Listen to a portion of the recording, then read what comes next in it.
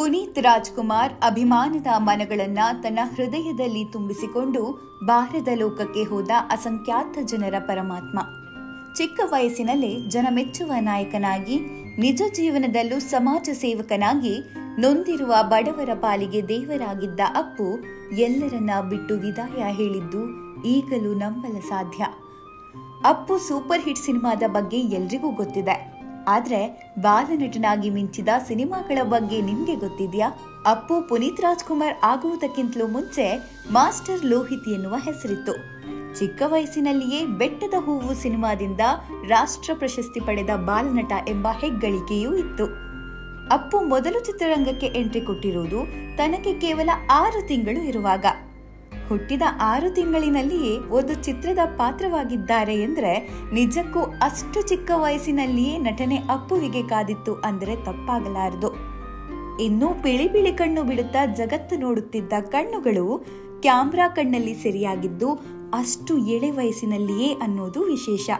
ಸನಾದಿ ಅಪ್ಪಣ್ಣ ಚಿತ್ರದಲ್ಲಿ ಅಶೋಕ್ ಎನ್ನುವ ಪಾತ್ರ ಬಾಲನಟನಾಗಿ ನಿರ್ವಹಿಸಿದ್ದಾರೆ.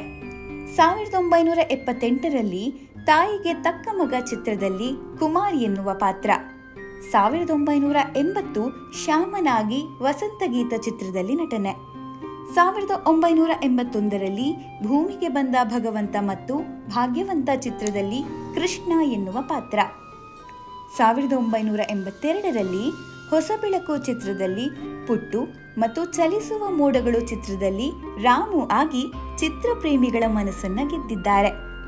ಇನ್ನು 1983ರಲ್ಲಿ ತೆರೆ ಕಂಡ ಭಕ್ತ ಪ್ರಹ್ಲಾದ ಸಿನಿಮಾ ಈಗಲೂ 90s ಕಿಡ್ಗಳ ಮನಸ್ಸಲ್ಲಿ ಅಚ್ಚಳಿಯದೆ ಉಳಿದಿರುವ ಸಿನಿಮಾ.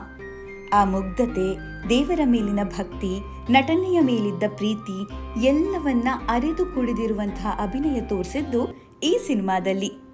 ಅದೇ ವರ್ಷ ತೆರೆ ಕಂಡ ಮತ್ತೊಂದು ಹಿಟ್ ಸಿನಿಮಾ 2 ನಕ್ಷತ್ರಗಳು.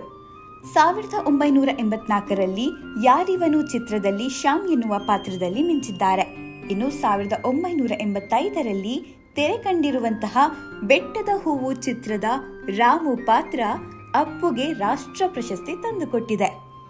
ಬಿಸಿಲೇ ಇರಲಿ, ಮಳೆಯೇ ಬರಲಿ, ಕಾಡಲ್ಲಿ ಮೇಡಲ್ಲಿ ಅಲೆವೆ, ಶರ್ಲಿ ಮೇಡಮ್ಗಾಗಿ ಕೊಡಲು ಬೆಟ್ಟದ ಹೂವ ತರುವೆ ಹಾಡು ಈಗಲೂ ಅಷ್ಟೇ ತಂಪಾಗಿ ಕೇಳಿಸುತ್ತದೆ. 1988ರಲ್ಲಿ ಶಿವ ಮೆಚ್ಚಿದ ಕಣ್ಣಪ್ಪದಲ್ಲಿ ದಿನ್ನ, 1989ರಲ್ಲಿ ಪರಶುರಾಮ್ ಚಿತ್ರದಲ್ಲಿ ಅಪ್ಪು ಆಗಿ ಪುನೀತ್ ರಾಜ್ಕುಮಾರ್ ಕಾಣಿಸಿಕೊಂಡಿದ್ದಾರೆ. ಬಾಲನಟನಾಗಿ ಇಷ್ಟೆಲ್ಲಾ ಸಿನಿಮಾ ಮಾಡಿದ ನಂತರ ಬ್ರೇಕ್ ತಕೊಂಡು ಮತ್ತೆ ಎಂಟ್ರಿ ಕೊಟ್ಟಿದ್ದು 2002ರಲ್ಲಿ. ಅದುವೇ ಅಪ್ಪು ಸಿನಿಮಾ. ಲಾಂಗ್ ಬ್ರೇಕ್ ತಗೊಂಡ ಅಪ್ಪು ಕಮ್ ಬ್ಯಾಕ್ ಆಗಿದ್ದು ಸೂಪರ್ ಹಿಟ್ ಸಿನಿಮಾ ಕೊಡೋದ್ರ ಜೊತೆಗೆ.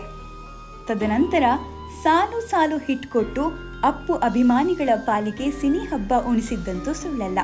ಅದೇ ಮಾತಿದೆಯಲ್ಲ, ಜೊತೆಗಿರದ ಜೀವ ಎಂದೆಂದೂ ಜೀವಂತ ಎನ್ನುವ ಹಾಗೆ ಸಿನಿ ರಸಿಕರ, ಕನ್ನಡಿಗರ ಹಾಗೂ ಅಪ್ಪು ಅಭಿಮಾನಿಗಳ ಹೃದಯದಲ್ಲಿ ಎಂದೆಂದಿಗೂ ಅಮರ.